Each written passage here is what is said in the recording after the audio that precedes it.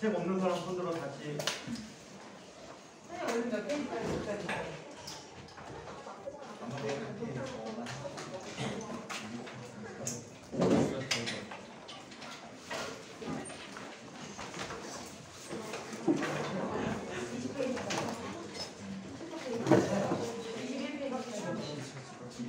네, 그러면 22까지.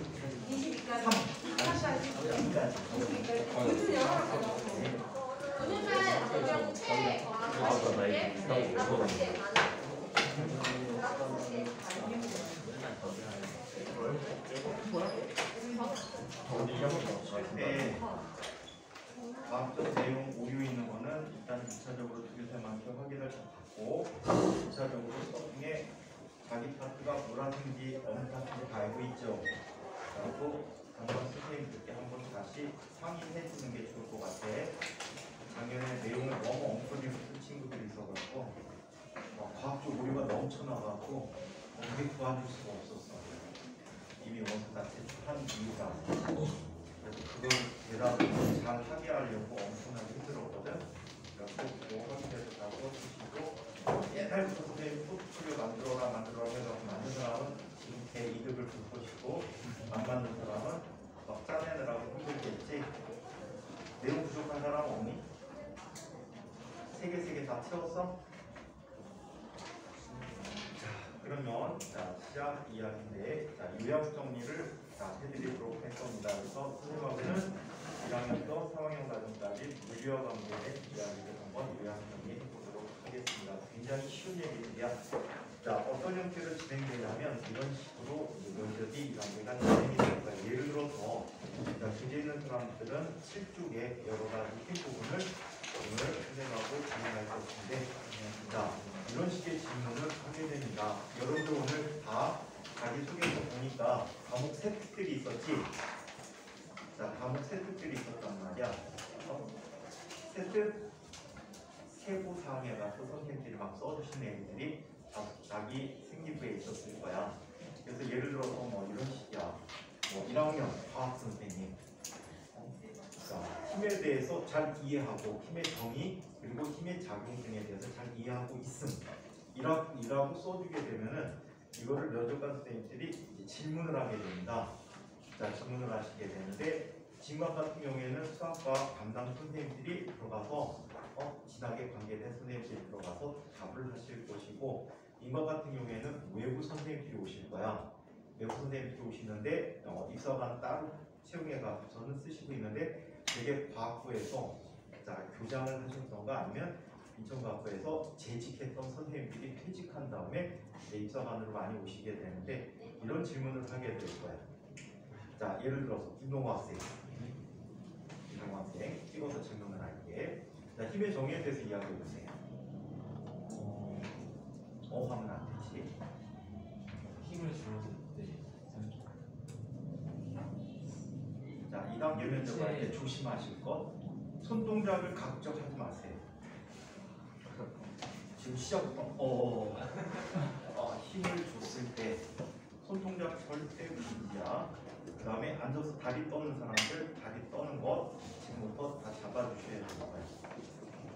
그래서 손동작 안 하고 힘에 대해서 이야기하면 잘잘을 펴줘야 돼. 힘이라면 무엇이지? 자신 있게 얘기하고 있잖아. 힘. 형준이에요. 제 모양이나 운동 상태에 변화시켜요. 자, 이렇게 개별 주소는 물체에 작용하여 물체의 모양이나 운동 상태를 이해하는 원인이 되는 것을 힘이라고 합니다. 이런 식의 질문들을 쏟아내게 돼요. 오케이? 자, 그러면 김용준 학생이 알고 있는 이용준이 김용준이 자, 김용준 학생이 알고 있는 힘의 종류에 대해서 얘기해 보세요.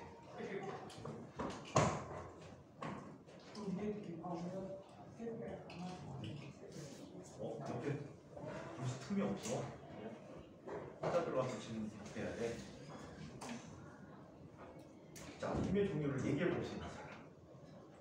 얘기해 보세요. 중력, 부력, 마찰력, 협상력, 등이 있습니다. 라고 얘기하면 되겠지. 자, 이런 형태로 질문하니까 공부하실 때, 중학교 과정을 공부하실 때 어디에다가 집중적으로 자, 포인트를 줘가지고 공부하실지를 생각해 두셔야 돼. 특히 자기 생기부에 있는 세특에 나와 있는 뭐에 대해서 잘 이해하고 있습니다. 보이샤는 법칙에 대해서 이해하고 있습니다. 뭐 이런 것들은 필수적으로 다 해야 돼. 자, 그 다음에 면접 준비하실 때 질문은 세 가지 형태로 질문을 하실 겁니다. 첫 번째, 자기 자소서에 나오는 이야기들에 대한 진위파악. 진위파악이라는 게 뭐야? 또 아이들이 사기를 많이 치다 보니까 선생님들이 아시거든. 이걸 학교에서 했다고? 이건 못할 텐데 라고 하는 내용들이 꽤 있어.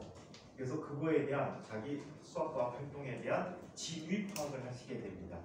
두 번째, 생기부상에 있는 세특. 자, 지금 방학 때니까 이제 여유가 좀 있겠지. 자, 이 세특을 보시는데 자기 특히 조심하시고 독서록이 있어. 자기 독서가 뭐뭐뭐뭐 읽었다는 게 다 써 있거든. 그걸 질문합니다.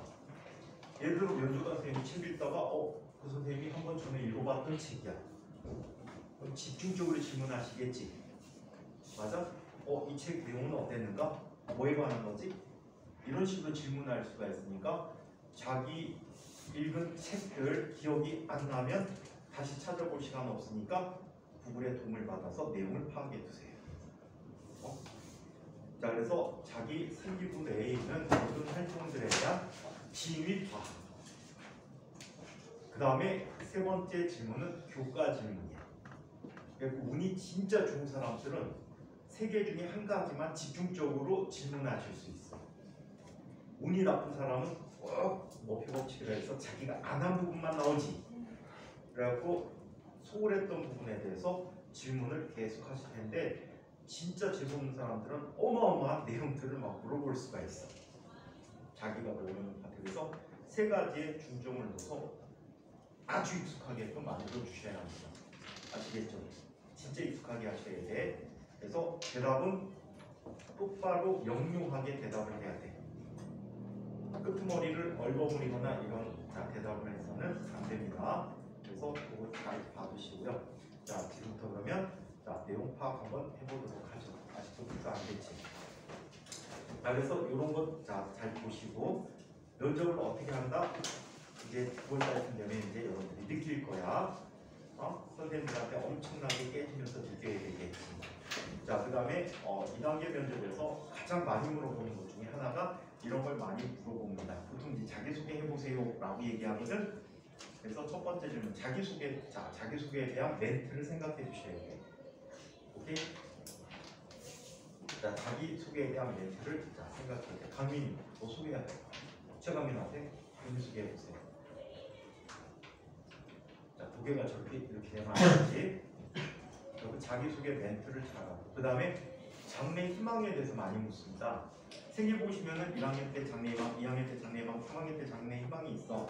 이게 일관되게 나오게 되는 경우에는 그런 장래 희망을 갖게 된 계기까지 물어볼 수 있어요. 또한 그 활동 위에 그 장래 희망을 이루기 위해서 어떤 노력을 했는가, 그거에 대한 멘트도 다 생각해 두셔야 되고, 자, 그 다음에 또 뭐가 있니? 자, 만약에 인천과학부면 인천과학부, 진상과학부면 진상과학부. 학교를 지원하게 된 배경에 대해서 물어볼 수가 있어. 자, 예를 들어서, 자, 정원이는 어디 학교 지망할 거지? 인천과학부를 지망하게 되는 자, 계기는 무엇입니까? 없어? 집에서 가깝습니다. 이거 떨어져. 없어? 장래희망이 뭔데?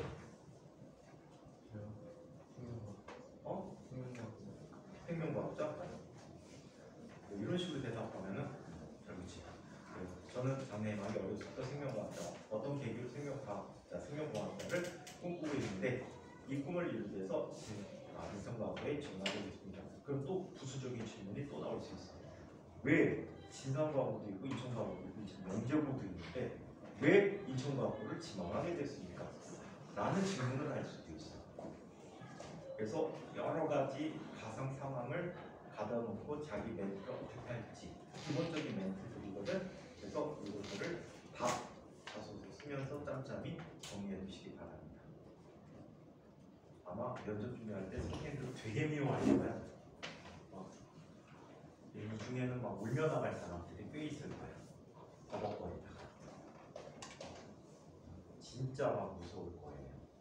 자, 그럼 이제 그게 다 준비됐죠. 7조 여러 가지 힘이 있는 단원에 대해서 한번 살펴보도록 하겠습니다. 자, 과학에서의 힘이란 자, 물체에 작용하여 물체의 모양이나 운동 상태를 변화시키는 원인이 되는 것을 자, 여기는 과학에서의 힘이다라고 했죠. 자, 이 운동 상태에는 어떤 게 있지? 물체가 가는 물체의 빠르기와 또 운동 방향이 변화될 수도 있지. 자, 우리 벡터적 개념으로 속도라는 걸 얘기했는데 속도라는 것은 빠르기와 운동 방향을 포함하고 있어. 그래서 힘이라는 것이 빠르게 운동 방향을 바꾸든 운동 상태를 변화시키는 원인이 된다라고 얘기합니다. 자, 그 예로 모양을 주로 변화시키는 것은 연한 물체, 부드러운 물체들은 모양을 주로 변화시킨다. 대표적인 예, 풍선을 손으로 눌렀더니 풍선이 찌그러졌다. 스펀지를 눌렀더니 스펀지가 찌그러졌다. 자, 그 다음에 에어캡을 눌렀더니 에어캡이 찌그러졌다. 오케이? 고무줄을 당겼더니 고무줄이 늘어났다. 용철을 당겼더니 용철의 길이가 늘어났다. 이런 모양의 변화뿐만이 아니라 자, 운동 상태를 변화시키는데 주로 빠르게 변화에 대해서는 단단한 물체의 경우에는 자, 힘이 작용함에 따라 물체의 빠르기가 변화되겠지. 어떤 식으로 변화될까? 정지한 물체에게 힘이 작용하면 물체는 속력을 얻게 되고 운동 방향과 같은 방향에 힘이 작용하면 빠르기가 증가해요. 운동 방향과 반대 방향에 힘이 작용하면 빠르기가 느려졌다. 그래서 단단한 물체의 운동 방향과 힘의 방향에 따라 빠르기를 변화시킬 수 있는 이런 형태가 있다. 또 운동 방향만 변화되는 경우가 있어. 운동 방향만 변화되는 경우에는 힘이 물체의 운동 방향과 수직하게 작용하는 경우에는 운동 방향만 변화된다. 대표적으로 운동 방향만 변화하는 운동이 있는데 어떤 운동이 있지? 뭐라고? 누가 얘가 그렇지, 등속 원운동이라고 합니다.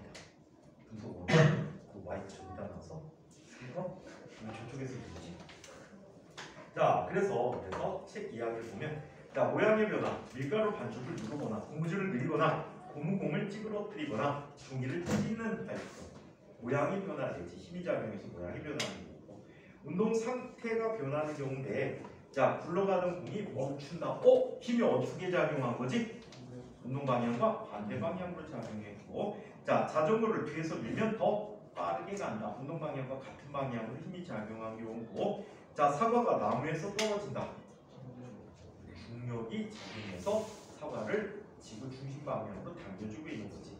자, 모양과 운동 상태가 동시에 변하는 경우도 있다. 자, 모양과 운동 상태가 동시에 변하는 것. 자, 공을 세게 차거나 친다. 공은요 아주 단단하긴 하지만 속에 공기가 들어와 있어서 강한 힘을 주게 되면 찌그러지죠. 예를 들어서 공을 깔고 앉아봐요. 공 찌그러지지. 또 공이 굴러오면 발로 찼다라고 얘기할 때 어떻게 되지? 운동 방향과 빠르기가 동시에 변하면서 왜 우리 만화 영화 같은 데 보면 축구나 또는 야구나 이런 서로 관계된 만화 영화를 보면 공을 차면 공이 발등에 붙어가고 찌그러지죠. 그랬다가 보건되면서 튕겨나가는 걸 볼 수 있지. 실제로 고속카메라로 찍으면 이런 일을 볼 수가 있어. 인천과학고에는 초고속 카메라가 있죠. 고속 카메라가 있어. 요즘 싸지. 중국 산에서 좀 싼데 초고속 카메라로 관찰해보면 찌그러지는 게 보여. 야구공 엄청나게 단단하지. 근데 순간적으로 야구 배트에 맞는 순간에 진짜 묻어버려요. 그래서 공 같은 물체들은 빠르기와 운동 상태와 모양이 동시에 변화되는 예가 된다고 합니다. 여기에서 물질의 성질이나 상태가 변하는 것은 얘는 힘 때문에 그런 건 아니지. 상태 변화 두 가지가 있다. 운동 상태 변화도 있지만 어떤 변화가 있어? 고체에서 액체로, 액체에서 기체로 또는 고체에서 직접 기체로 또는 역과정들이 있다. 이거는 물질의 상태에 관한 얘기지.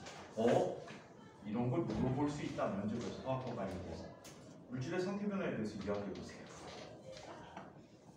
물질의 상태는 대답을 일목요연하게 하라 그랬지. 물질의 상태에는 고체, 액체, 기체가 있고, 고체 상태에서 열을 받으면 액체로 변화할 수 있고, 액체가 열을 받으면 기체로 변화하고, 또는 고체가 열을 받아 액체를 거치지 않고 직접 기체가 되는 과정이 있고, 이 과정들에도 이름 다 알고 있어야 돼. 그 다음에 역으로 열을 잃어버렸을 때 나타나는 변화들이 있다 라고 설명을 해주셔야 되겠지. 얘네들은 힘 때문에 일어나는 게 아니고 열의 출입 때문에 일어나는 현상들이었다라고 합니다. 이때 힘의 단위는 어떤 단위를 쓰지? 뉴턴이라는 단위를 써. 1뉴턴은 그럼 어느 정도의 크기를 이야기할까? 1뉴턴이라는 것은 질량이 1kg인 물체에게 1뉴턴이라는 힘을 주면 이 물체는 1초마다 속력이 1m/s씩 증가하게 됩니다. 그래서 이 증가하는 정도를 보고 우리는 1뉴턴을 가늠해 볼 수가 있다. 이렇게 측정하면 귀찮지. 그래서 우리가 주로 이용하는 것은 용철조를 이용해서 힘의 크기를 측정하곤 한답니다. 용철이 늘어나는 정도를 비교해서. 이때 힘을 표시할 때는 어떤 방법으로 표시하지? 화살표를 이용하는데 힘에는 세 가지 요소가 있어요. 어떤 요소가 있나요? 힘의 크기, 힘의 방향, 힘의 작용점이 있지. 그래서 우리 힌트를 이렇게 화살표를 이용할 때 힘이 작용하는 이 점을 힘의 작용점. 화살표가 가는 이 크기를 힘의 크기.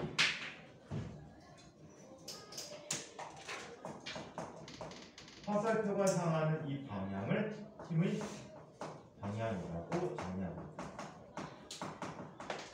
그래서 이 세 가지 요소를 우리는 힘의 3요소라고 합니다.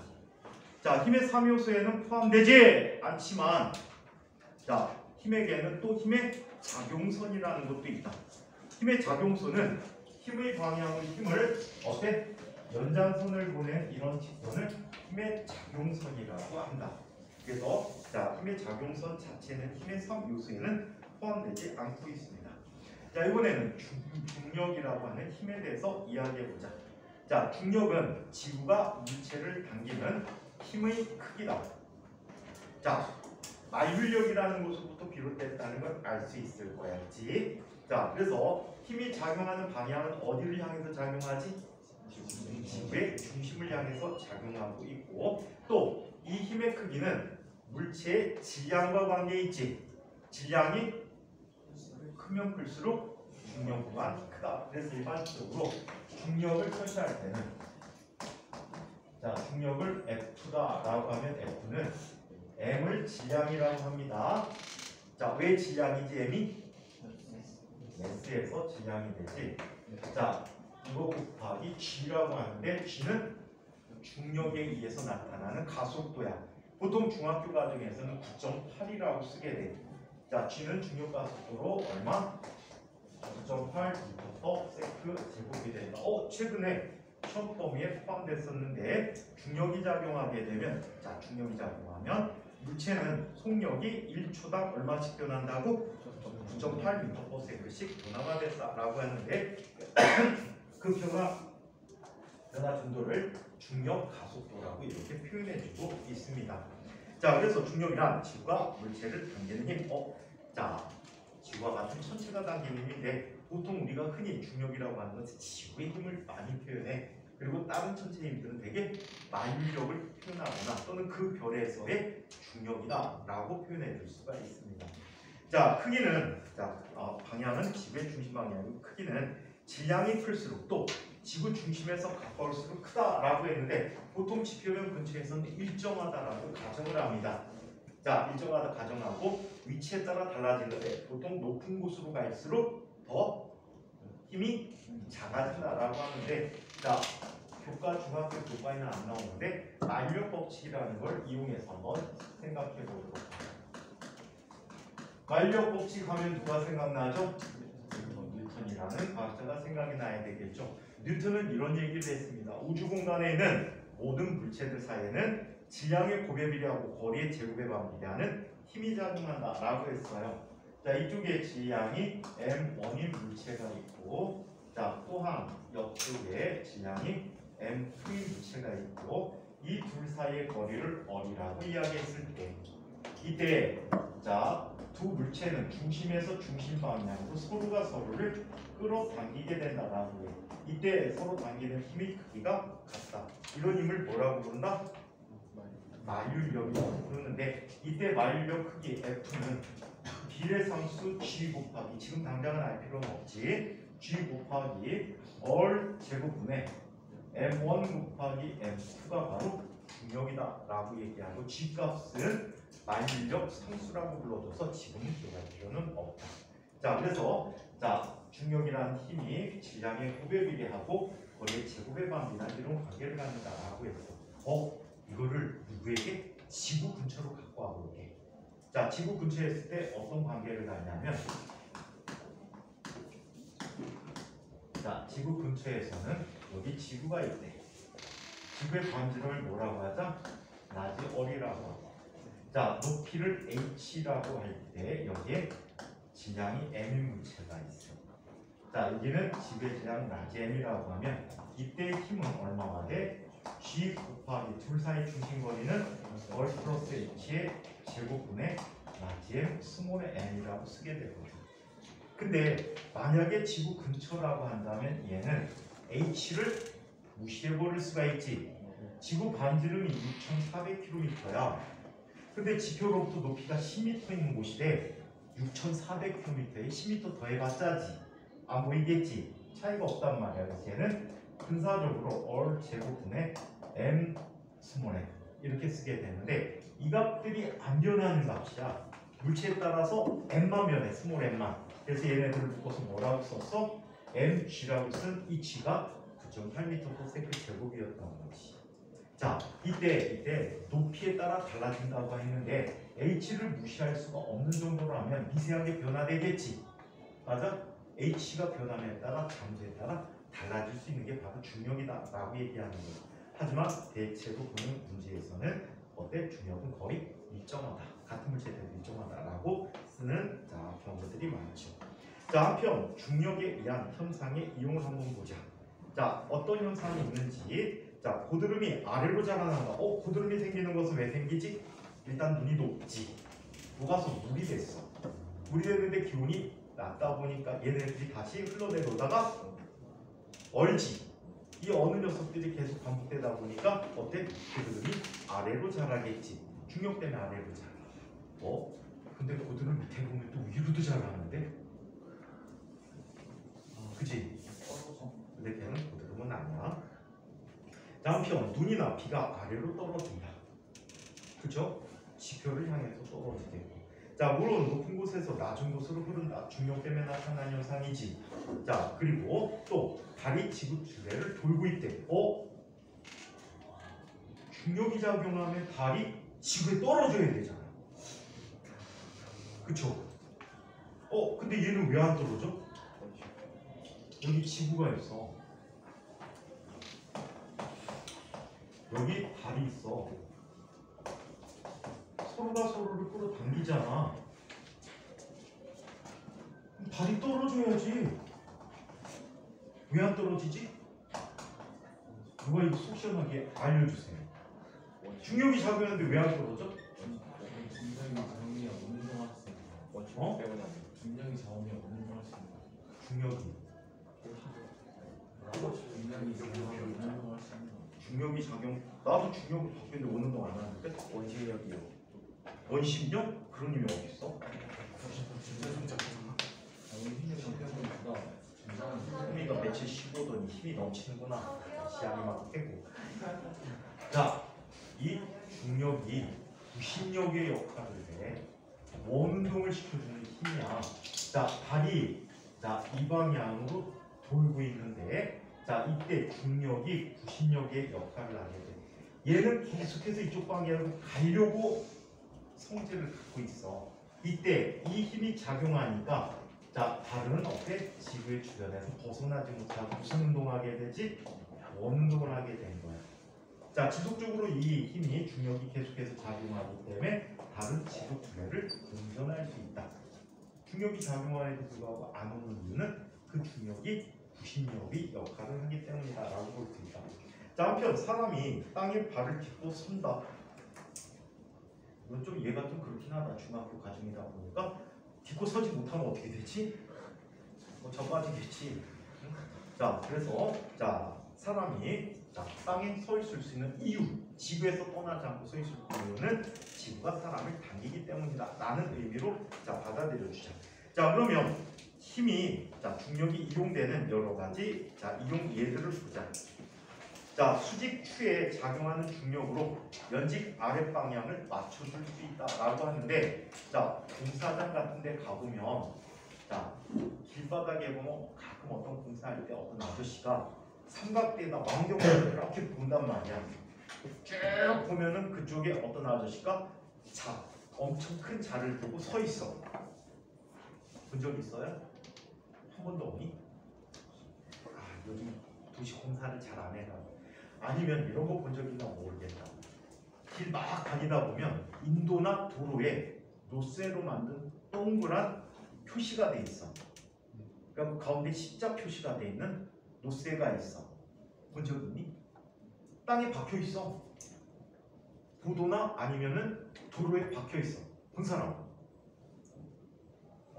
본 사람이 좀 있을까요? 보통 도시 안에는 잘 안 보이고요. 시골 가면 시골 치는. 자, 그래서 보시면은 그 노쇠를 갖고 뭘 하냐면 흔히 지적도 지적 조사를 한다고 하는데, 지적 조사라는 게 뭐냐면 땅의 구획이 정해져 있어. 그걸 측정할 때 또는 공사장에서 토목 공사할 때 높이를 맞출 때, 도로 같은 걸 설계할 때 높이 같은 걸 맞출 때 저 녀석이 나보다 높다 낮다를 이걸 갖고 확인해 주는데, 이때 쳐다보는 망경 아래쪽에 보면요, 아래쪽에 보면 추가 있어요. 이렇게 된 추가 있어. 이 추를 아까 표시한 여기 십자에다 맞춰놓는 거예요. 정확한 위치. 이걸 수직추라고 얘기해.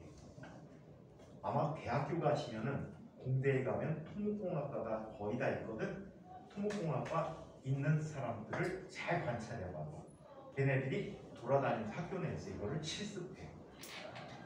그리고 토목과 다니는 친구가 있으면 진짜 잘 새겨두세요. 걔네들이 LH에 들어갑니다. 무슨 얘기인지 모르는구나. 그 친구들은 뭘 알고 있냐면 우리나라에서 다음에 신도시 어디다 만들지를 다 알고 있어요. 그래서 잘 새겨두세요. 선생님도 LH 사건 터지고서 알게 됐잖아. 선생님 생각해보니까 대학교 때 친구 2명이 둘 다가 LH에 다녀. 도로 뚫고 아파트 단지 조성하고 하는 현장 소장들이야. 걔네들하고 친했었는데 물어볼 거 그래. 물어봤으면 벌써 대장동이 내 거였을 줄은 모르는데.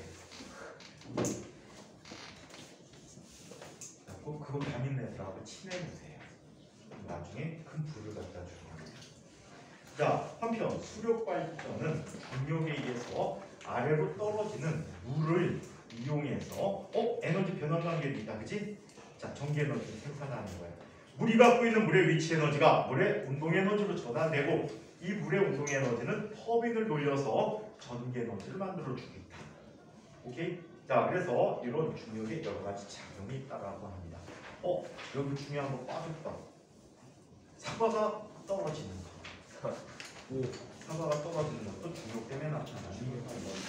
자, 이번에는 무게와 질량에 관한 이야기를 한번 살펴보도록 하겠습니다. 자, 무게와 질량. 무게란 물체에 작용하는 중력의 크기를 무게라고 한다. 오케이? 물체에 작용하는 중력의 크기가 무게이다. 자, 단위는 뉴턴. 그 다음에 또 뭘 쓰죠? 이 프린트는 안 나와 있는데 요즘 중학교 나중에 안 배우는데, 자, 킬로그램 힘이라는 게 존재하죠. 1kg 힘은 몇 뉴턴? 9.8뉴턴이야. 자, 1kg 힘이라는 것은 질량이 1kg의 물체에 작용하는 중력의 크기를 1kg 힘이라고 합니다. 가끔 나이 드신 선생님들은요 이렇게 안 쓰시고 똑같은 말인데 1kg 중이라고도 쓰는 선생님들이 계셔. 간혹 자료를 보시면 옛날에 과거나 영재학교 기출문제들 보면은 킬로그램 중이라고 쓴 얘들도 많은, 같은 거구나 라고 생각해 주시기 바랍니다. 아시겠죠? 자, 한편 측정할 때, 무게를 측정할 때 뭘 쓰죠? 주로 용수철저울, 또 우리 몸무게 재는 저울들 있지, 이런 것들이 다 무게를 측정하는 이런 장치야. 그 다음에 왜 계량저울이라는 거 있지? 부엌에서 쓰는 계량저울, 이렇게 생긴 거, 이렇게 생긴 저울 있잖아. 이마트 가면 파는 거, 이게 안전뱅이 저울이라고 해. 안전뱅이 저울. 자, 그래서 준아, 너도 피곤했구나. 날도 덥고 밥도 먹고 피곤하지?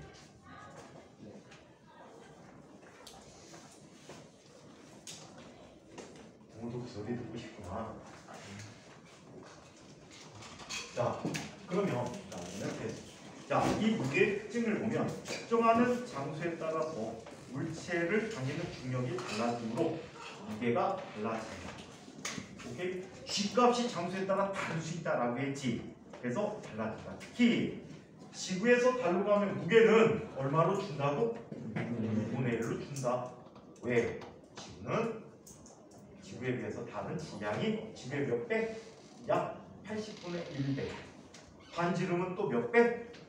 4분의 1배 정도가 되기 때문에 주게 된다. 80분의 1하고 4분의 1 쓰면 5분의 1이 나올 거야. 근데 실제적으로는 6분의 1 정도의 값으로 나타난다라고 얘기해 줄 수가 있습니다. 자, 한편 얘로 달의 질량은 지구의 질량의 약 6분의 1. 지금 이거 프린트가 잘못됐어. 달의 질량이 아니고 달에서의 중력입니다. 달에서의 중력은 지구 중력의 약 6분의 1이므로 달에서의 물체의 무게는 지구의 약 6분의 1이다. 질량으로 표현했는데 좀 옳지 않은 표현들. 한편 질량이라는 것. 질량이란 물체라는 물체의 고유한 양이다라고 얘기했지. 우리 배울 때 이걸 뭐라고 했지? 관성의 척도다라고 했어. 질량이 클수록 자신의 운동 상태를 유지하려는 성질이 더 강해. 한번 멈춰 있으면 계속 멈춰 있고 싶고, 한번 운동하면 계속 운동하고 싶어하는 그런 특성을 갖고 있다라고 합니다. 자, 이 질량의 단위는 그램 또는 킬로그램을 쓸 수 있다. 선생님, 경연이 줄게. 너 피곤했구나. 선생님 못 보는 사이에 잠이 들었구나. 덥지? 사람이 많아서 볼 수가 없는데. 킨 거예요. 이거 끄자고? 킨 거예요. 이게 킨이에요? 사람이 많아. 무슨 거예요? 자, 말하지 마. 입김에서 연락 와. 자, 그래서 g이나 킬로그램이라는 단위를 쓸 수가 있다고 합니다. 자, 그러면 질량을 측정하는 장치는 어떤 장치? 얘는 항상 비교하는 거야. 중력을 비교하는 거야. 그래서 뭐가 있어? 양팔저울. 또 위쪽 시저울이 있다. 위쪽 시저울이 천칭이라고 됐었지. 자, 이런 저울이다. 아, 그 다음에 여기 하나 더 있어요. 혹시 대저울이라고 아세요? 아, 그 3단계 문제에서 나올 수 있는 저울이야. 대저울이라는 게 있어. 요즘은 잘 안 쓰는 저울인데 옛날에 시골에 장터에 가면 이 대저울을 썼어요. 대저울이 어떻게 생겼냐면 이 끝에다가 이 끝에다가 물체의 질량을 측정할 물체를 올려놔. 이게 쌀가마도 올리는 대저울도 있었어. 그때 쌀가마는 올리지 않고 매달지. 자, 그리고 중간에 손잡이를 만들어놔. 쌀가마 올릴 때는 손잡이 못 쓰지. 손잡이 못 쓰니까 걸어가지고 두 사람이 들어요. 막대기 걸어, 막대기 걸어. 자, 이렇게 손잡이가 있고 이쪽에 줄을 매달아놨어. 이런 줄을 갖다 놔. 그럼 여기에 눈금이 다 있거든.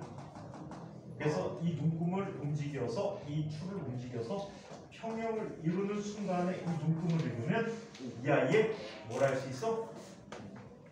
무게를 알 수 있어. 오케이? 이 대조를 이용해서 무게를 측정했다라고 합니다. 이 원리가 무게 원리인지 아는 사람? 이 대조의 원리는 누구의 원리다? 누구? 누구의 원리지? 사람이야.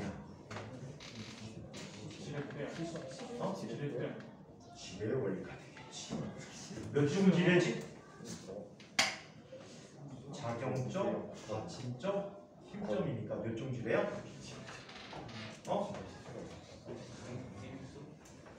몇 종 지뢰? 아, 이게 2점이구나.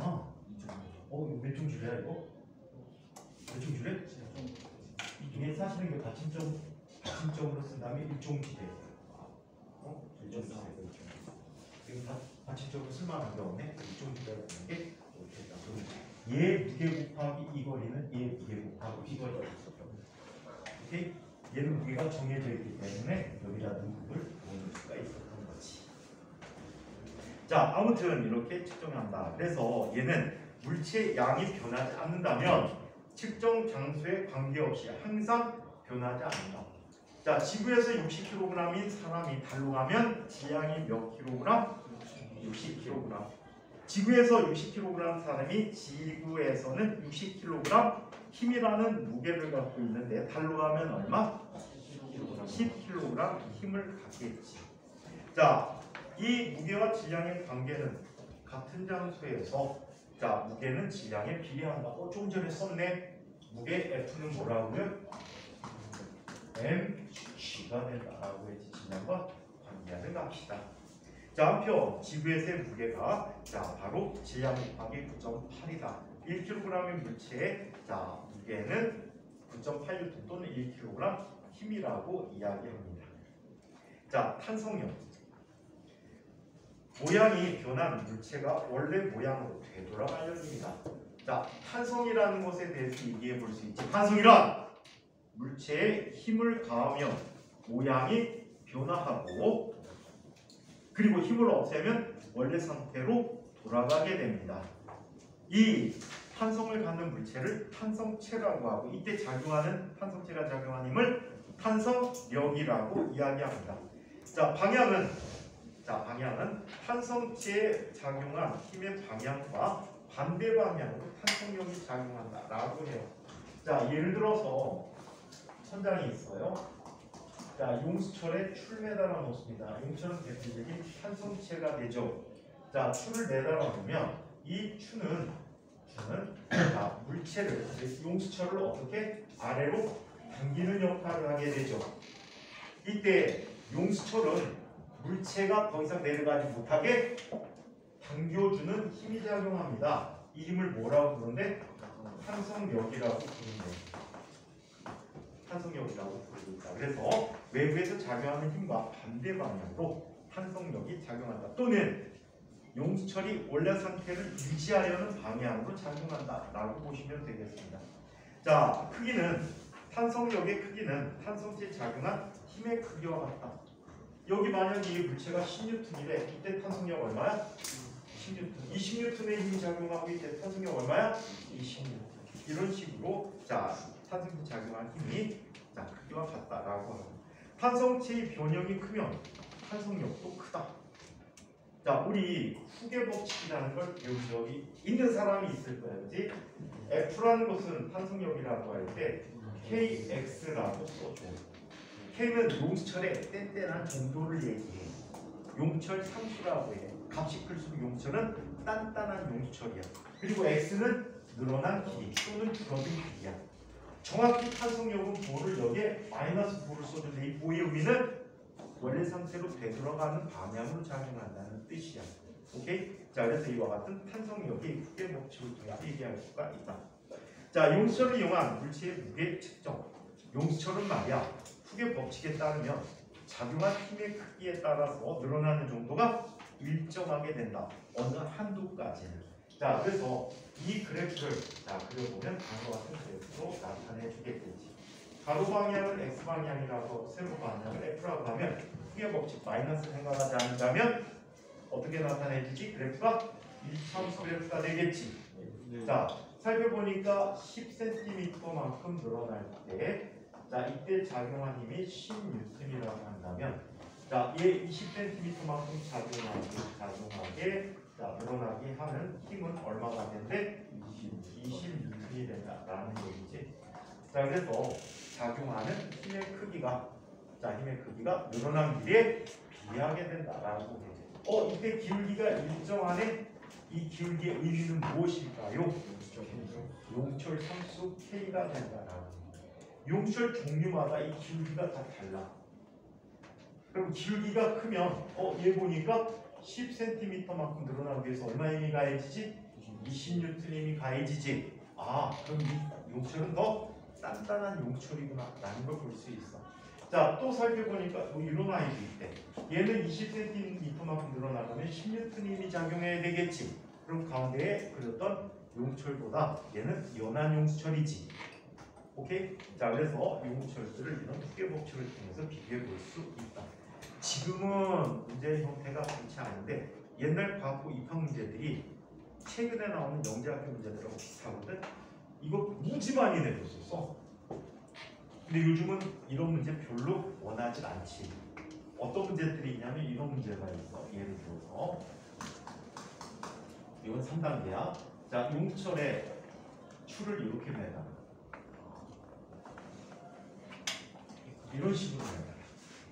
그래 놓고 얘가 늘어난 길을 묻는 문제들이 많아. 그때는 간단하게 이렇게 보면 돼. 이 용수철은 아래는 무게만 힘으로 작용해. 오케이?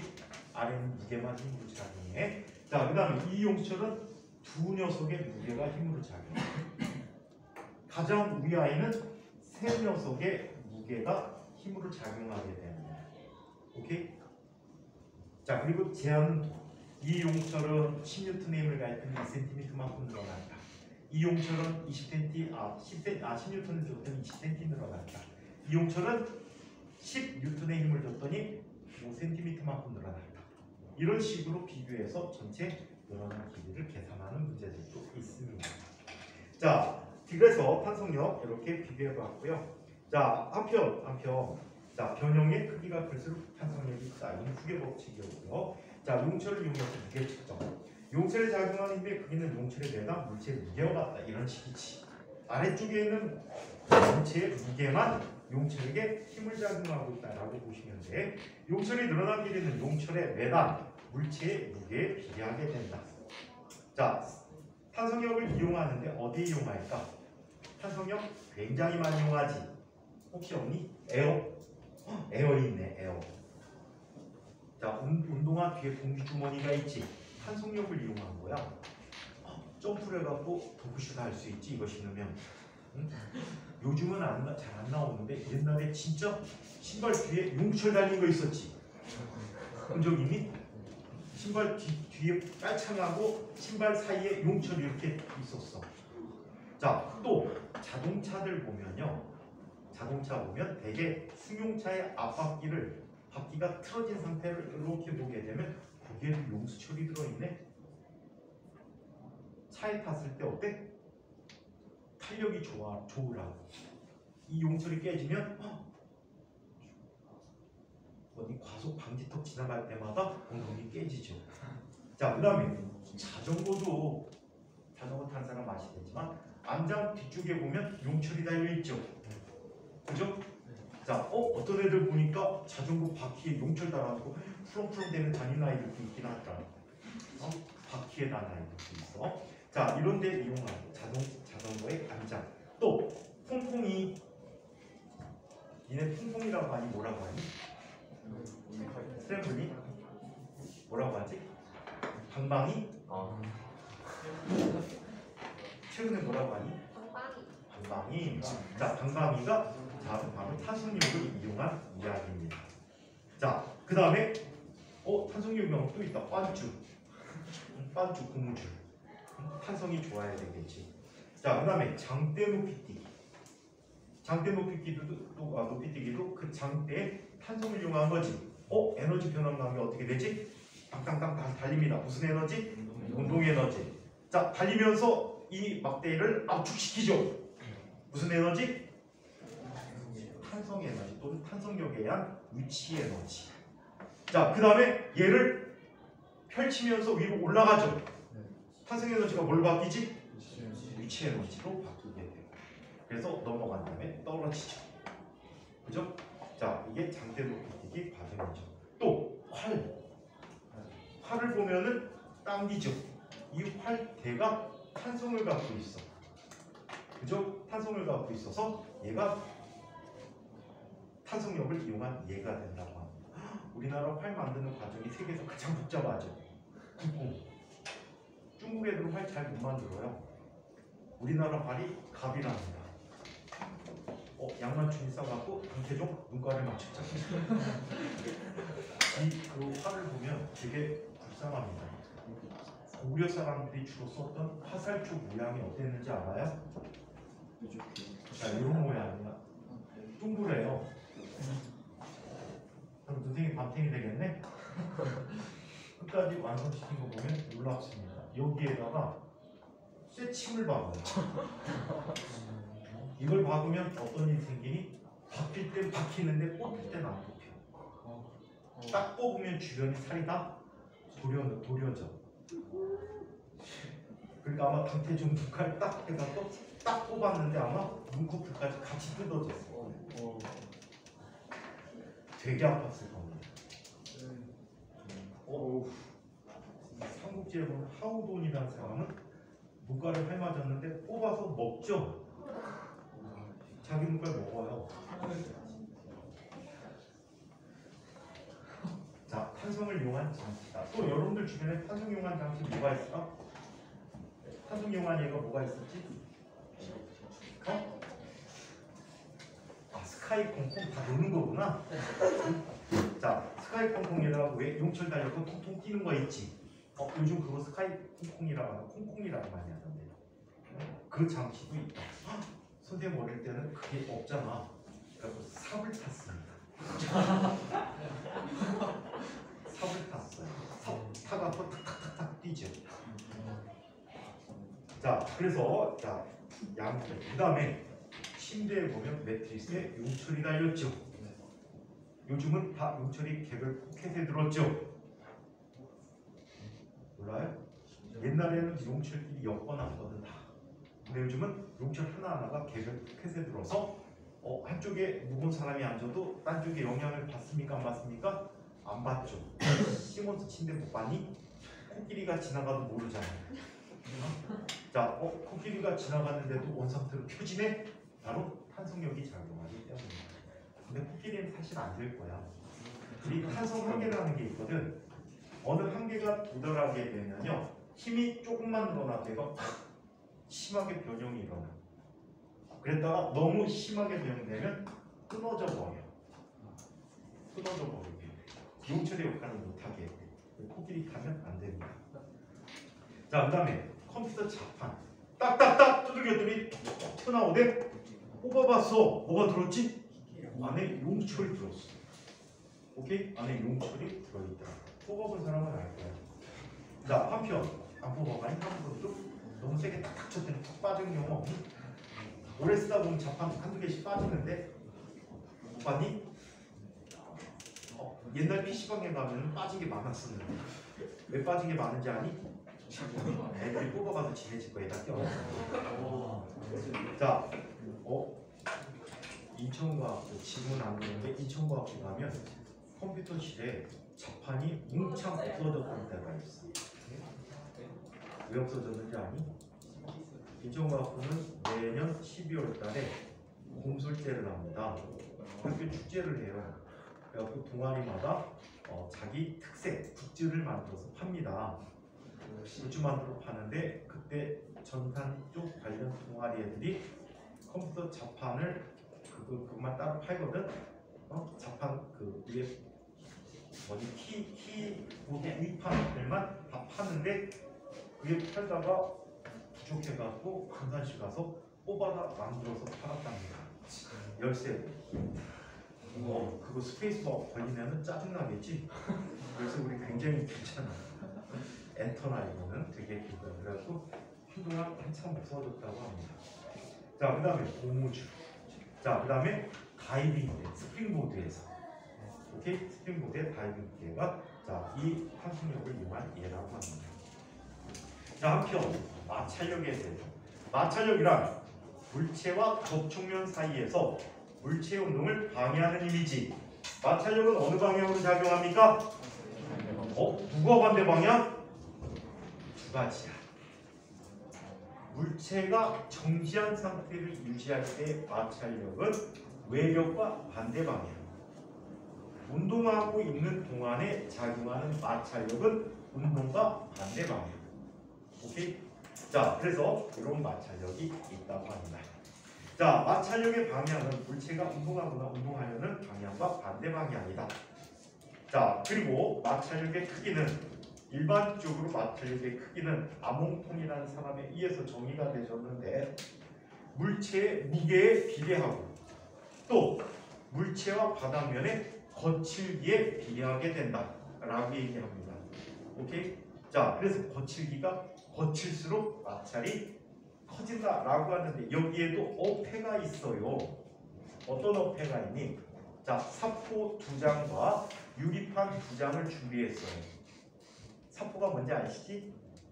자, 사포와 사포끼리 마찰을 시켰어요. 마찰 어때? 상상해봐. 사포와 마찰 사이. 마찰 겁내 크겠지? 자, 그 다음에 사포와 유리 사이의 마찰. 유리가 갈가질 거예요. 칠판 손톱으로 긁는 느낌. 자, 그래서 이렇게 갈려질 거야. 그러면 유리하고 유리의 마찰은 어떨까? 클까 작을까? 커요? 매끄럽잖아요. 커요? 클 것 같아요? 커요? 커요. 자, 클까 작을까? 마찰이 사포만은 못할지 모르겠지만 엄청 크게 나타납니다. 상대적 거칠기의 차이다라고 보시면 됩니다. 만약에 유리하고 유리 사이의 마찰이 작다면 한번 상상해봐. 혹시 기차가 갖고 있는 바퀴하고 철길 본 사람 있니? 철기로 많이 봤을 거야, 그치? 철로 어떻게 놔뒀지? 쇠 막대기 기줄이 연결돼 있잖아. 기차 바퀴 본 사람 어떻게 생겼지? 쇠로 만들어서 동그랗지. 엄청나게 미끄러운 녀석인데 걔네 줄 사이에 어때? 마찰이 작용해서 기차가 앞으로 굴러나가는 거야. 마찰이 굉장히 크게 나타납니다. 그 이유는 상대적 거칠기 때문이다. 라고 설명을 해줄까? 사포는 거칠게 이렇게 되어 있어요. 자, 거친 녀석이 이렇게 돼서 이 거칠기가 비슷한 정도는 접촉 점수가 많아요. 접촉 점수가 많을수록 마찰이 크게 나타나요. 하지만 사포하고 유리 사이는 어때?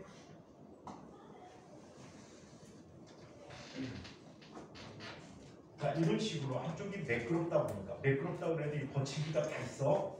생각해봐. 유리에 목이 앉아있는 거 본 적 있지? 마찰이 크면 쭉 미끄러졌을 거야. 얘들도 이렇게 요철이 있단 말이야. 눈으로 안 보이는. 매끈한 것 같지만 완전히 매끈하진 않다는 얘기야. 그렇다고 목이 발에 빨판이 있는 거 아니잖아.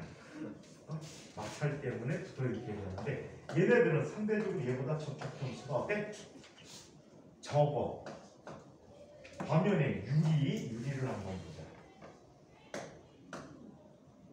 접촉 점수가 훨씬 더 많겠지. 마찰이 상당히 더 크다. 혹시 과학 실험실에서 우리 닫힌 유리 써본 적 있니? 덮개 유리 본 적 있니? 덮개 유리끼리 붙어 있으면 떼내기 엄청나게 어렵지. 이걸 밀어서 떼야 되는데 마찰이 무지 크단 말이야. 잘 안 떨어져. 어떻게 하면 잘 떨어지는지 아니? 배짱을 한꺼번에 다 쓸 것 같으면 물에다 담그면 다 풀어집니다. 물에다 넣으면 다 떨어져요. 자, 아무튼 이렇게 나타난답니다. 그래서 무거울수록 접촉면의 거치기가 일반적으로 클수록 마찰이 크다. 자, 하지만 접촉 넓이와는 상관이 있다 없다? 없다. 여기 실제로 접촉점이 많을수록 마찰이 크다라고 했잖아. 전체 넓이에서 접촉하고 있는 부분들은 어때? 상당히 적기 때문에 넓이와는 무관하다. 오케이? 자, 그래서 이런 관계를. 자, 한편 마찰력을 크게 하기 위해서, 자, 크게 하는 경우는 등파나 바닥에 요철을 잘 만들어야 되지. 울퉁불퉁함을 잘 만들어서 마찰을 크게 한다. 이거는 자동차 타이어도 마찬가지야. 맞아요? 자동차 타이어도 요철이 있잖아. 울퉁불퉁한 게 있지. 그것도 마찰을 크게 하기 위해서. 눈 오는 날 타이어에 체인을 감아준다. 그럼 마찰이 더 커지겠지. 더 박혀버릴 테니까. 체류 선수가 손에, 자, 흙가루인데 이거 흙가루라기보다는 마그네슘 가루야. 이걸 묻혀서 어때? 미끄러지지 않게 해주지. 맞습니까? 미끄러지지 않게 해줍니다. 자, 또 현악기를 연주할 때 팔에 송진을 묻혀주고 있지. 자, 그래서 마찰을 크게 소리가 잘 나게 해줍니다. 자, 야구 선수가 손에다가 내진 바르지. 송진가루 바른단 말이야. 이것도 마찰을 크게 해주는 방법이고. 자, 볼링 좋아하는 사람 볼링 치러 가면 세트 갖고 온 아저씨가 조그만 주머니 만지작만지작하지. 거기에도 송진가루가 들어있어요. 너무 많이 바르면 어떻게 돼? 뻣뻣해서 안 빠지지. 자, 두 번째, 마찰을 작게 하는 경우. 마찰을 작게 하는 경우, 여름철에 풀장에 갔더니 물 미끄럼틀이 있지. 경연이가 피곤했구나. 자, 물 미끄럼틀이 있는데 이거 물 없는 상태에서 내려오면 엉덩이가 다 타버리겠지. 그래서 물을 같이 흘려보내주지. 마찰을 작게 해줍니다. 오케이? 마찰을 작게 하기 위해서. 자, 한편 선생님은 무게가 무거워서 그런가 마찰이 크게 나타나서 물이 있어도 뜨겁던데. 물이 있어도 뜨겁던데. 지훈이도 옛날에 뜨거웠었지. 요즘 안 뜨겁지. 옛날에 한때 엄청 뜨거워서 되지. 자, 창문을 여닫을 때 창틀 아래 바퀴 있는 거 아세요? 창틀 아래 바퀴가 있어요. 그걸 레일 타고 왔다 갔다 하는데 바퀴를 달아놓습니다. 마찰을 작게 해줘. 이 바퀴가 고장 나면 알루미늄 샷시 문 열 때 어떤 소리 나지? 칠판 긁는 소리. 되게 듣기 싫지. 자, 그 다음에 기름칠을 해주게 되면 마찰을 훨씬 줄여줄 수 있지. 문도 가끔 여닫다 보면 삐익 소리 나잖아. 속에 쇠등이 녹슬어서 마찰이 크게 나타나서 그래. 그때는 WD라는 걸 뿌려주지. 칙칙 뿌리면 소리가 하나도 안 나지. 문이 스스로 잠기지. 자, 한편 기계나 자전거 체인에 윤활유를 발라주게 된다. 그래서 마찰을 줄여주는 방식이지. 또 회전축에 베어링이라는 거 있지. 베어링이 뭐냐면 안에 쇠구슬이 있고 안쪽 바깥쪽으로 따로따로 있어요. 자, 얘들도 마찰은 작용하는데 마찰력에는 크게 두 종류가 있어요. 미끄럼 마찰력, 미끄러질 때. 자, 그 다음에 구름 마찰력, 구를 때 나타나는 마찰력. 이때 구를 때 작용하는 마찰력의 크기가 미끄럼 마찰보다 훨씬 더 작습니다. 그래서 회전하게 되면 마찰이 훨씬 작게 하기 위해서 이 베어링이라는 걸 넣어주게 되죠. 자, 한편. 자, 회전축의 베어링 사용했어. 그 다음에 부력에 대해서 살펴보자. 부력은 물체가 공기나 기체나 또는 액체 속에 있는 물체가 뜨려는 힘을 부력이라고 얘기합니다. 오케이? 자, 물에 잠긴 물체는 부력 어느 방향으로 작용하지? 어느 방향으로 작용할까? 중력과 반대 방향으로 작용하는데 부력 크기 중학교 과정에 있다 보니까 3단계 문제에 나올 수 있는 부분이 있어서 잠깐 부력의 크기까지 이야기해 보도록 하자. 영장학교 준비하는 친구들은 다 많이 봤지? 지겹게 봤는데 여기 어떤 액체가 있는 그릇이 있다라고 하자. 이 액체의 밀도를 뭐라고 할게? 밀도야. 읽을 때는 뭐라고 읽는다고? 로라고 읽어. 그리스 문자예요. 로라고 읽고. 자, 이 로라는 밀도를 가진 액체가 있었어. 이 액체를 어떤 주머니에다 감춰놔봤어. 이 주머니는 질량이 없어. 자, 이때 얘의 부피를 V라고 하자. 그러면 이 부분에 대한 무게가 있겠네. 자, 밀도가 로이고 부피가 V라고 하면 질량은 얼마일까? 밀도 구하는 식. 밀도는 어떻게 구하지? 부피분의 질량이라고 구하고 있지. 따라서 이 물체의 질량은 얼마가 되니? 밀도 곱하기 부피가 되겠지. 그러면 질량이 M인 물체의 무게는 얼마래? mg라고 했지. mg니까 얘는 뭐가 돼? 로 vg가 됐어. 자, 이때 이 액체는 가라앉을까 뜰까? 아니면 가만히 있을까? 이 상태에서 어떻게 있지? 가만히 있겠지. 어떤 힘도 받지 않는 것처럼 가만히 있어. 무게가 작용하는데도 가만히 있다고? 이 힘이 작용하는데 가만히 있다면 또 어떤 힘이 있을까? 이 힘과 반대 방향으로 뜨려는 힘이 있는데 이 힘이 바로 부력이야. 왜 부력은 B라고 썼을까? 부력이요.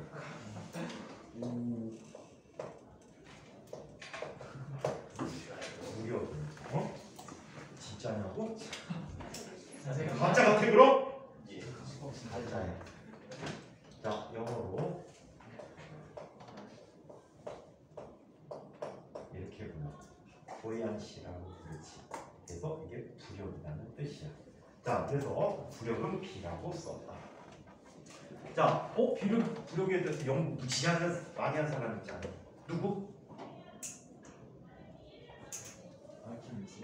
음란 공연죄로 체포됐던 사람. 빨가벗고 돌아다니는 사람이었어. 아르키메데스. 자, 부력에 대해서. 그래서 아르키메데스 원리라는 게 있어. 상식. 아르키메데스 원리는 이런 원리야.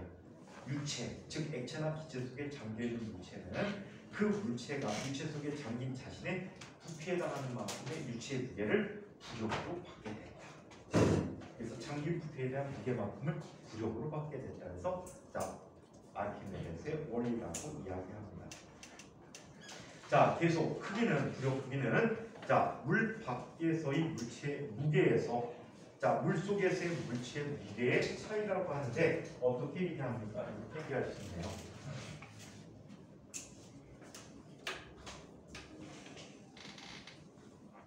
자, 부력의 측정은 여러 가지 방법으로 해줄 수가 있어요. 첫 번째 방법으로 이런 방법을 해볼까. 자, 여기 어떤 액체의 무게를 측정해 봅니다. W 제곱라는 액체 무게가 있었어요. 오케이? 자, 그 다음에 자, 위에 용수철 저울을 이용해서 어떤 추의 무게를 측정해 봅니다. 오케이? 얘를 뭐라고 할까? F0라고.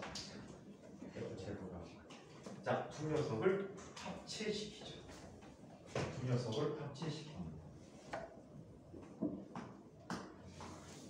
자, 이 액체 속에, 물 속에 누구를 집어넣어요? 추를 이렇게 집어넣습니다. 이때 어떤 힘들이 나타나는지 한번 살펴보죠. 이 추는 원래 아랫방향으로 자기 자신의 무게가 있었지. 자, 그 무게가 F0와 같은 크기를 갖고 있어. 자, 그런데 이쪽으로 당기는 탄성력이 있었을 거야. 이 힘이 같았었거든. 그런데 이 유체에다 잠겨놨더니 탄성력이 줄어들었어. F에서 F0로 줄었어. 왜 줄었냐면, 자, 얘가 액체로부터 부력을 받기 때문이야. 이해해? 자, 그래서 부력의 크기는 원래 무게 mg에서 물속에서의 무게가 되겠지. F가 물속에서의 무게 F를 빼준 값이 부력이다 라고. 자, 밑에 I는 왜 넣어줬냐면 이렇게 넣어줬어. 이 부력은 액체로부터 물체가 받는 힘이지. 그럼 반작용이 있네. 반작용은 뭐가 있어? 물체가 액체에게 주는 힘이야. 어느 방향으로 줄까? 아랫방향으로 부력만큼을 주게 돼. 그렇다면 밑에 있는 이 안질뱅이 저울은 원래 무게보다 더 무거워진 무게가 되겠지. 얼마큼 무거워졌어? 원래 무게에서 부력만큼 무거워지게 된 거야. 오케이? 그래서 안질뱅이 저울에는 액체의 무게를 측정해서 부력을 측정해 줄 수도 있어. 또 어떻게 측정 가능한지 알아? 이렇게 측정해 줄 수가 있어. 자, 어떤 액체를 가득 채워. 그 물체를 갖다 집어넣어. 이 물체의 부력을 볼 때 어떻게? 그것만큼 액체가 넘치지. 그래야 돼. 이 액체에 넘치게 되면 이 부피만큼 액체가 넘쳤겠지? 그 액체의 무게를 측정하는 그게 또 부력이야. 예? 그 액체의 무게를 측정하는 부력이다. 왜? 자신이 잠긴 부피에 나가는 게 유체, 액체의 무게를 부력으로 받는다. 아르키메데스가 얘기했지. 그래서 여러 가지 방법으로 부력을 측정해 줄 수가 있다고 합니다. 오케이? 자, 이번에는 계속. 자, 부력의 크기 계산했고, 자, 이번에는 부력과 중력이 비교에 대해서 한번 보자. 만약에 부력이 중력보다 크다면 얘는 떠가겠지. 물속에는 안 잠길 거야. 그냥 하늘로 날아가 버릴 것 같아. 고무 풍선. 예? 풍선에 작용하는 부력이 뜨려는 힘이 가벼운 기체를 놓잖아. 자, 그럼 공기의 무게보다 가벼우면 뜨게 되는 거야. 그래서 자, 얘는 부력이 크면 그냥 하늘로 날아가 버릴 것 같아. 고무 풍선. 수소 기체나 헬륨 기체가 들어있는 고무 풍선이 여기에 해당하는데. 이거 어릴 때 놓쳐가고 많이 울었을 텐데. 좀 더 비싼 거는 밑에 추다가 쇠로 만든 동그란 링을 껴놓지. 안 날라가. 네? 많이 울었을걸? 사갖고 놓쳐본 적 있는 사람. 막 슬프지. 비싸긴 뒤지게 비싼데. 비싸게 되게 비싼데 날라가 버리면 허무하지. 자, 한번 선생님 선배 중에 하나가 학교 축제 때 그 헬륨 기체가 비싸니까 수 기체를 얻어다가 사다가 풍선 만들어 팔았어요. 축제 다 끝나는 날 이제 필요가 없잖아. 근데 미리 만들어 놓은 풍선이 잔뜩 있었는데 팔릴 줄 알고 안 사갔지. 그래갖고 그거를 한번 실험에 동원해 보자. 수소기체의 폭발력을 알아보자. 하고서는 풍선을 태웠는데요. 실질적으로 폭발 안 하더라고.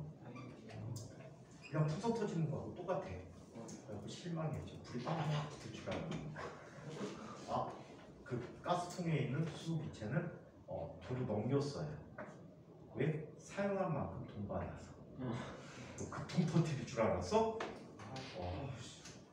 옛날에 2차 대전쯤에 독일에서 비행선을 만들었지. 그 비행선에 수소기체 채웠어요. 그래서 얘가 공중에 다 터졌지. 그 탑승자가 몇백 명이었는데 다 죽었어요. 다 죽었어요. 참 무모한 짓을 많이 했지. 자, 한편 부력과 중력이 같으면 물체는 평형 상태로 떠 있지. 대표적인 예가 어떤 예가 있어?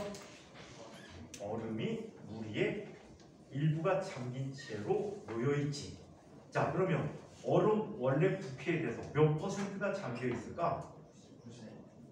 10%가 잠겨 있어요? 90%요. 10%? 90%가 잠겨 있대. 자, 빙산의 일각이라고 하잖아. 빙산의 일각이라는 뜻은 겉으로, 자, 숨겨진 부분이 겉으로 드러나는 부분에 대해서 엄청나게 많다는 거지. 일각이라는 말이 무슨 뜻이냐면 10%라는 뜻이야. 옛날 사람들 대단했지. 빙산의 일각, 10%만 보이는구나. 이걸 알게 됐습니다. 자, 근데 재미난 게 있어. 자, 얘가 잠긴 부피는 전체 부피의 얼마라고? 90%라고 그랬지. 근데 얼음이 물로 변하면 부피가 줄어. 몇 퍼센트를 주니? 얼음의 부피의 90%를 줄어. 그러다 보니까 물 위에 뜬 얼음이 다 녹아도 물 위의 수면은 변해 안 변해? 안 변해. 그래서 지구 온난화 과정에서 육지에 있는 얼음은 녹으면 해수면을 상승시키지만 북극해에 있는 얼음은 녹아도 상승되지 않습니다. 오케이? 오케이. 자, 그래서 이런 일이 있고. 자, 한편 부력이 중력보다 작다면 물체는 어떻게 되지? 가라앉겠지. 오케이? 부력보다 작다면, 자, 부력이 중력보다 작다면 얘는 가라앉게 된다. 살펴보니까 쇳덩어리들 물에다 담그면 어떻게 돼? 가라앉아요. 그 원리지. 얼마 전에 대우조선 사업 끝나서 이제 배를 진수하잖아. 배를 물속에 집어넣는 걸 진수하더라고. 배는 엄청나게 무거운데 왜 뜨지? 왜 뜰까? 공기를 넣어놨어요? 배에다가? 내 배? 물방 공기만. 배 아래 잠수함이야? 잠수함은 잠수함은 맨날 침몰을 하잖아.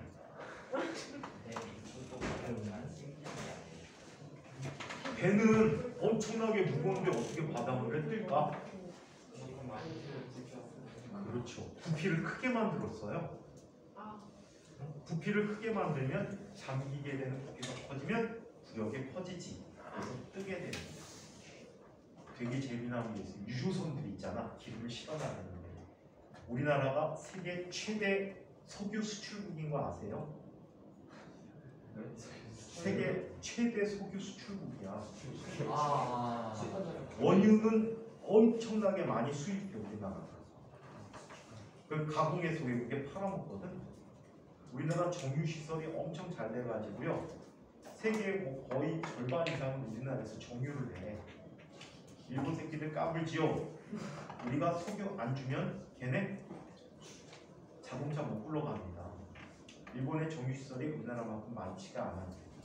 그래서 우리나라 정유를 굉장히 잘하는 나라인데 유조선들이 막 다녀요. 그러면 유조선이 원유를 싣고 와서 우리나라 한국에 내려놓고 돌아가야 됩니다. 돌아가면 가벼워졌잖아. 가벼워지면 얘가 어떻게 되지? 위에 떠버리지. 중심을 못 잡아. 뒤집어집니다. 어떻게 해줄까? 기름 탱크를 물로 채워서 보냅니다.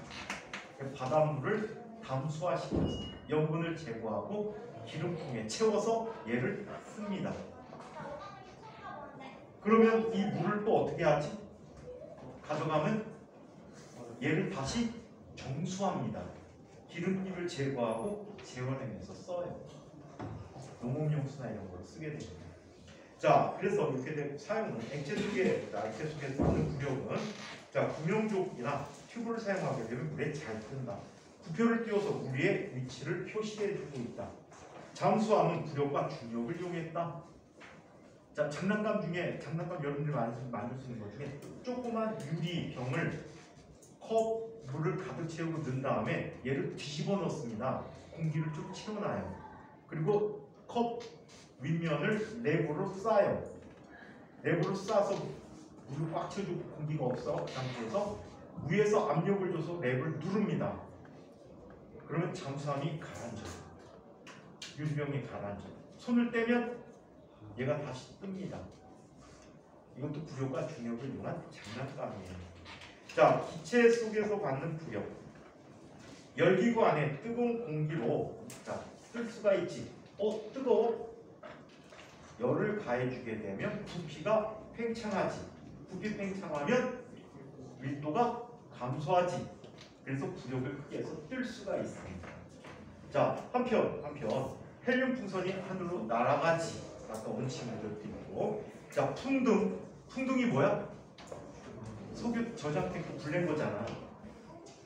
큰 틀에 화성지 같은 걸로 묶어서 이렇게 비닐로 만든다는 것도 가운데 초를 놓고 얘를 불을 켜게 되면 어떻게 되지? 안에 공기가 뜨거워지지. 밀도가 작아지니까 얘는 날아가겠지. 그래서 풍등이 있다고 합니다.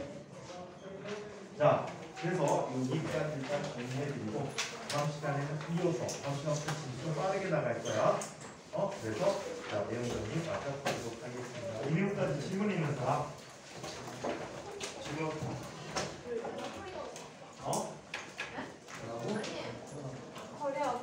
자소서 다 확인해 쓰시고 선생님한테 여쭤볼 거 있는 사람들 지금 좀 여쭤보세요. 마치겠습니다. 여기 다 이렇게 모여 있는 거예요? 네.